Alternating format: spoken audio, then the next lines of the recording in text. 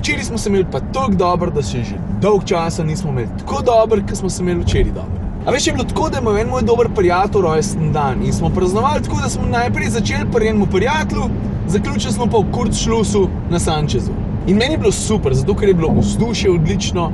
Veliko tistih sem srečal, ki gledajo Komotar minuto in prijejo tako ogromne dobre energije, ki se je sam nalagala eno na drugo in se mi zdi, da je bilo tako res super večer s piko na i, ki nas je pa spomnila na stare dobre čase. Valjda, šli smo na burek. In ko smo že ravno pri praznikih in praznovanju, bi pa rad povedal še tole. A veš, sem bil že neparkrat sem pa tako malo glasen, da je pa včasih treba telefon odložiti, pa se posvetiti tistim, ki so ti tako ali pa drugače najbližji. Tako da